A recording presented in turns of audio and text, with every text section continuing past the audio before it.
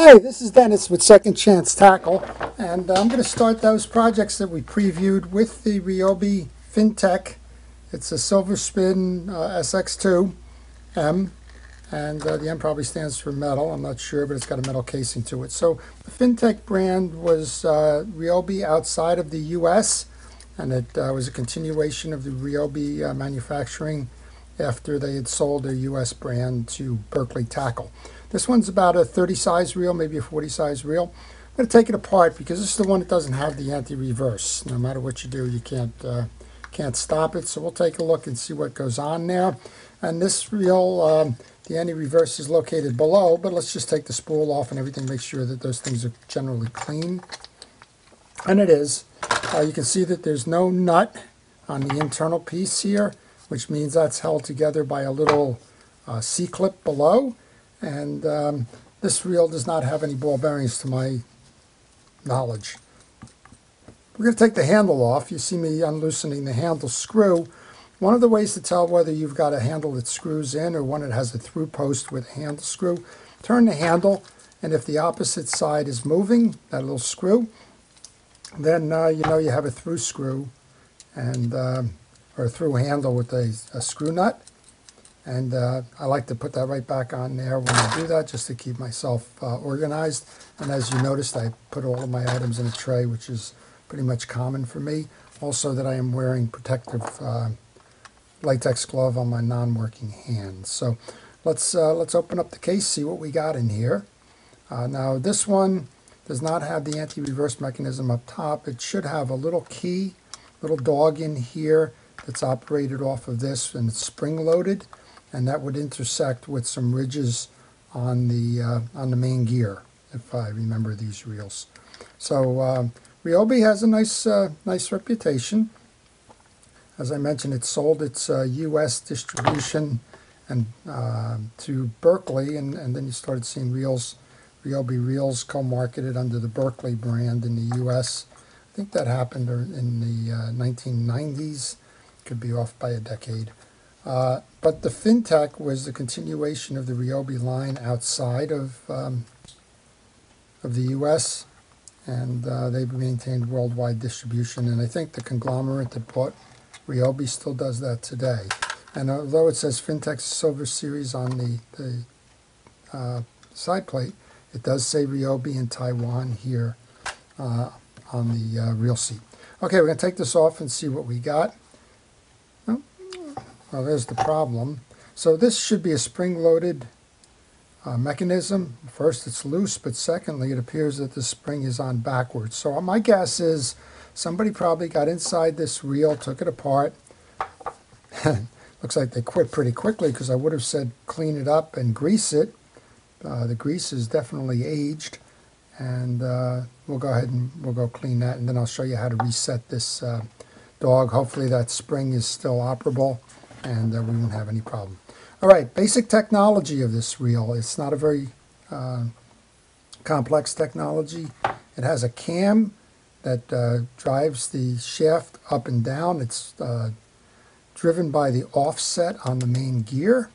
The main gear has two sets of teeth. The front set of teeth interlock with that anti-reverse dog that we've been talking about. On the side case, that'll stop it.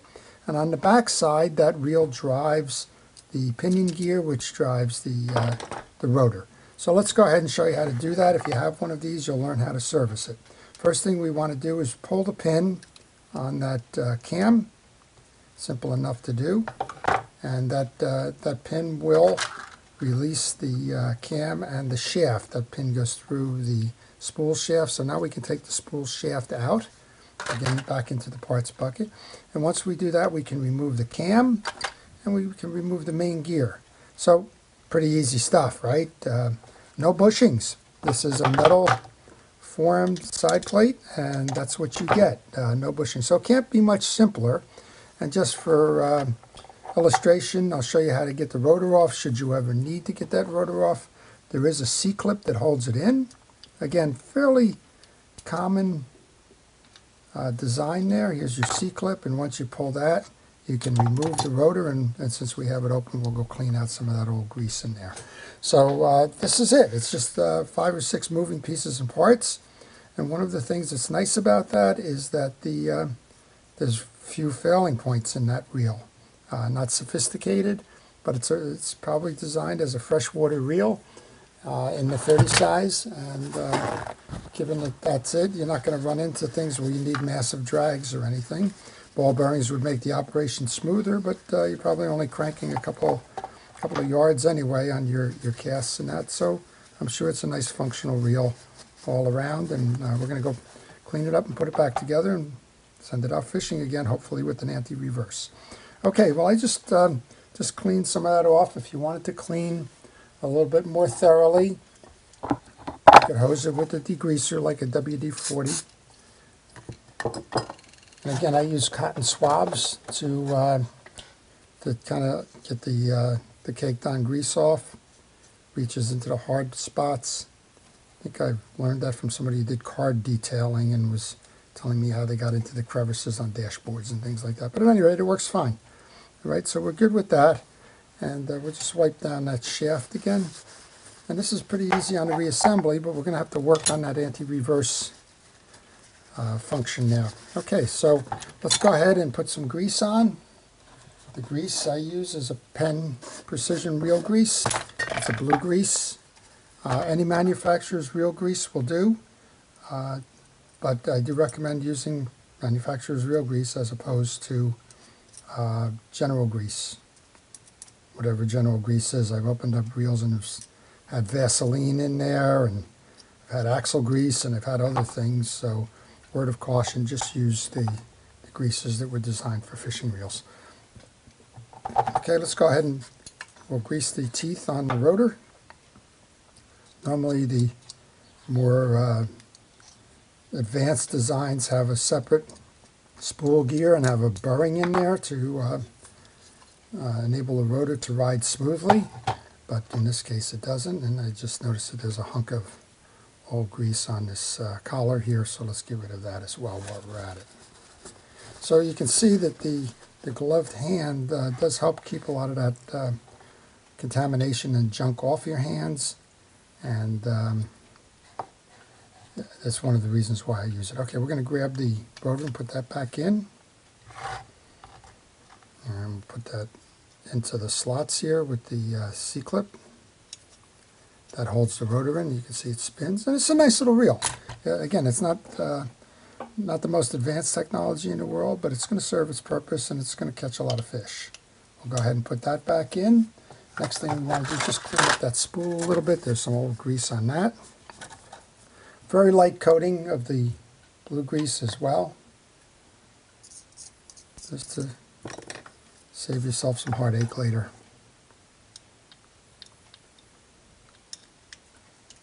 All right, put those through the guide, and then we want to keep the hole in the shaft there off, looking straight at you, because that's the way you're going to load this cam back in. A little crosswind cam, put a little bit of grease on that, and it'll enable that to ride smoothly up and down the main gear. And we set on the main gear, and then we want to align it with the spool assembly, and then we can drop in that pin, which is going to ride in a little groove in the back of that metal case.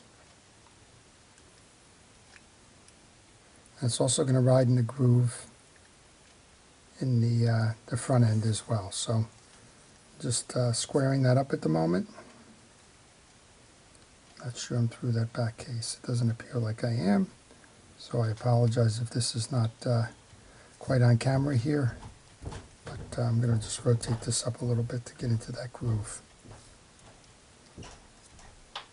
Okay, we're in the back of that. We're seated on here. Doesn't hurt to put a little bit more grease on the front end of that as well.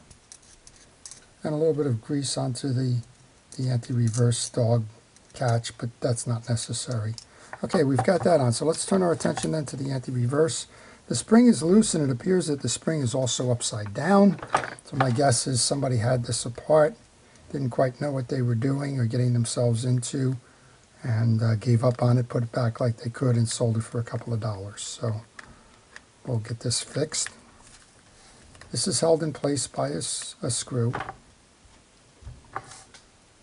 It's a Phillips head screw, so you just have to loosen it and take that assembly out. Looks like there's still a little bit of thread in there. Okay.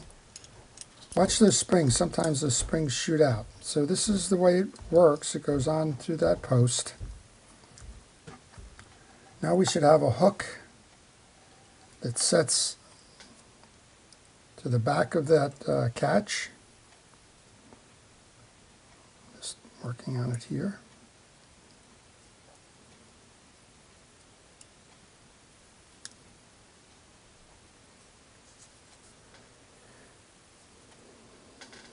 Just looking for a pin at the moment.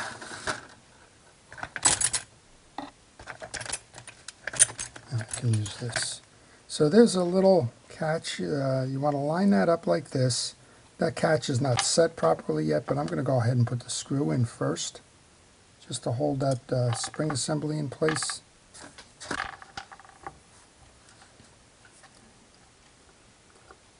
Now that we have the spring turned around properly, and it is a spring, so you want to be careful with that. And again, it's come loose, so just a little bit of patience always helps here.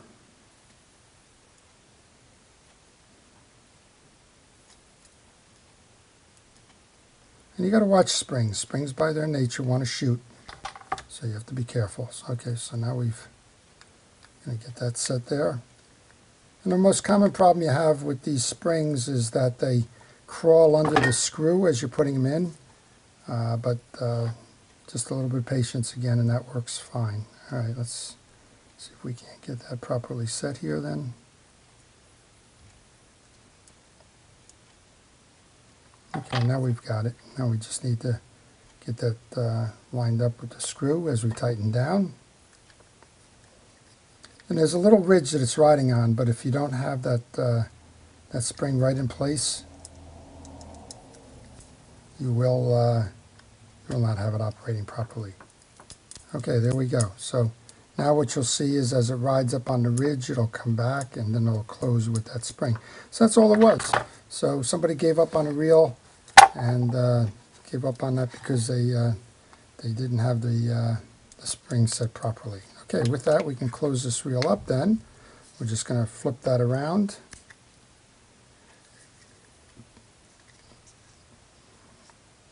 I was just looking at the way that arm goes in on the anti-reverse. Then the last piece of travel here is this. You got to get that post in properly on that side case. And it looks like perhaps that post came loose on the other side. So we're going to go ahead and crank that up a little bit again. Now we should be fine. And again, kind of a surprise here, but maybe not so. There is no bearings in this reel. There's no bushings in this reel. So eventually, over time, if this was a heavily fished reel, you would have failure. This is why I use that parts tray. I always know where my pieces and parts are. And we'll just put these in. We'll give it a test drive there, make sure that that anti-reverse is working properly. You should know right away because you should hear the click as the anti-reverse dog goes from lip to lip on that gear. Okay, 2 more to go. And then we'll give it a little bit of a test drive there and put it back into its environments, what it was meant for, which is fishing. Now, these weren't very expensive reels. You can tell by the technology in them, but that doesn't mean that it was a cheap reel. It means simply that the design and technology and the investment in them, you didn't have all the fancy bearings. It's not a 10-ball bearing reel or anything. There you go, you can hear it now. And that was the difference before, we couldn't hear that. So we have a functional anti-reverse. Go ahead and put the handle back on, and again, if you put that screw into that handle, you know where to find it when it's time for reassembly. Pretty simple enough. We got a reel that's lubed. We have it reset with the spring in the proper position. We're just going to go ahead and oil that bail up there, make sure that that works. For that I use a reel oil. In this case I use Reelex, which is a aftermarket oil designed for fishing reels. But again, just use one that's a fishing reel oil. That's all you need. Again, because of the properties, whether it's a waterproof property to it or viscosity or whatever the other properties are in fishing reel oils, you want to make sure that you use one designed for it. It'll give you the longest time between services. Okay, there we go. We got a nice functioning reel with an operable anti-reverse that doesn't skip any longer. And we'll just make sure that that bail works properly. So that's it. That's the Ryobi Silver Series Fin-Tex brand. It's the SX2. Showed you the internals on it, how this unit works, how to service it even if your anti-reverse is operable, and showed you how to put the anti-reverse spring back together if that's not the case. So I hope you've enjoyed that. This is Dennis with Second Chance Tackle. If you liked it, please indicate it. If you want to see more, please subscribe. Thanks again.